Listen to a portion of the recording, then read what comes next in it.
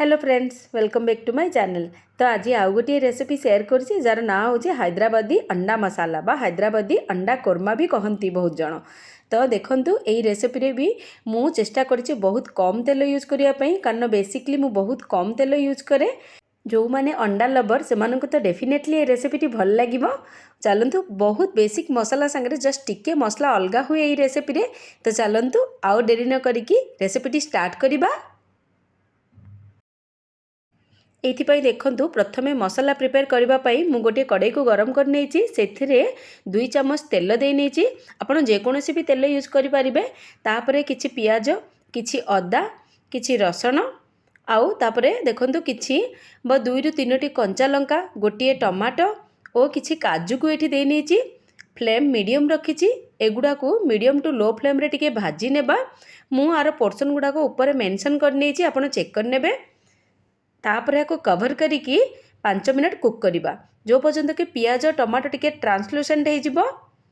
देखंतु तापर ये मेन इंग्रेडिएंट रहा धनिया। आपण आर धनियार डेम्फो सांगरे गोटे गुच्छा पूरा धनिया देबे कारण हैदराबादी अंडा कोरमार बेस ही होची धनियार फ्लेवर। तापर या कवर करके आउ 2 ରୁ 3 मिनट कुक करवा। एठी धनिया पत्र, टमाटो, पियाज, मरच सब गुड़ाक मोस्टली 70% कुक हो गलानी। यही स्टेज रे आम आपको बंद करके संपूर्ण ठंडा करवा। देखंतु ठंडा हैला परे गोटे ब्लेंडिंग जार रे सब गुड़ाक टमाटो पियाज को नहीं जिबा। तापर एथिरे मु 2 चम्मच फ्रेश दही यूज करछि। आपण मने रखिबे खट्टा दही यूज करिबेनी, फ्रेश दही यूज करिछि। तापर आपको पूरा फाइन स्मूथ पेस्ट करनेबा। देखंतु ब्लेंडिंग कला परे केते फाइन पेस्ट हो जाइए। धनिया पई आर टिके लाइट ग्रीन कलर भी आछि। जस्ट यही कलर ही आम दरकार थिला। तापर सेम कड़ाई रे आमे गोटे चम्मच तेल नेबा।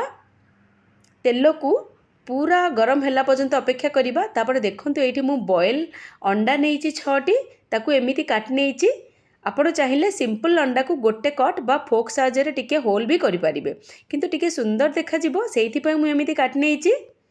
देखंतु एठी पूरा तेल गरम हैला पर अंडा गुड़ाक देबे नले कौन हम अंडा गुड़ाक कड़ाई रे लागी जिबार चांसेस थाए।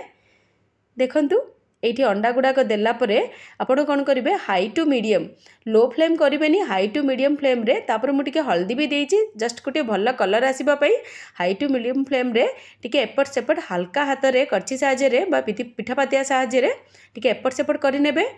देखंतु अंडा गुड़ाक बहुत सुंदर कलर गोटे पळे आसला ता उपरे ताकू आपण काढ़ी गोटे प्लेट रे रखिदेबे। देखंतु सब गुड़ाक अंडा को काढ़ी मु गोटे प्लेट रे रखी नउछि। तापरे एठी सेम कड़ाई रे आमे कोन करबा 4 चम्मच तेल मु नउछि। साइड रे जो गुड़ाक मसला टिके ब्लैक देखा होछि से गुड़ाक तरकारी रे रहि जिवो, किछि प्रॉब्लम नहीं। तापरे मु किछि जीरा दउछि, जीरा को फुटिबा पई टिके समय देबा। तापरे गोटिए तेजपत्र नउछि। तापरे किछि दालचीनी, 2टी अलैच नउछि।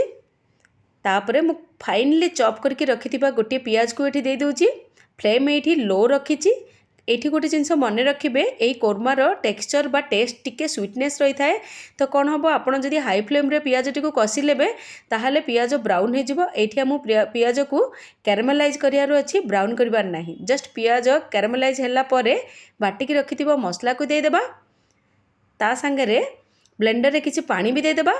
तापरे सबू बेसिक मसला ये देदेबा जमीती कि हल्दी गुंड, कश्मीरी लंका गुंड कारण आगु आम लंका ए बाटिचे। तापरे जीरा गुंड, धनिया गुंड, गरम मसाला, टिके चीनी देदेबा। मुझे ब्राउन सुगर नहीं आप नॉर्मल सुगर भी यूज करें। तापरे स्वाद अनुसार लुण देबा। आपको भल भाव में फुटवा को छाड़िबा। देखंतु एठी आपण फ्लेम लो टू मीडियम ही रखिबे। तापर आपको कवर करके 5 मिनट कुक करेंगे। टिके चेक करेंगे मझे मझे कारण एथिरे काजू पड़ी तो मसला गुड़ाक तले बा कड़ाईर बेस लगी जिबार चांसेस थाए। तो से आपण आपको पुणी कवर करके 5 मिनट कुक करेंगे पूरा लो फ्लेम रे।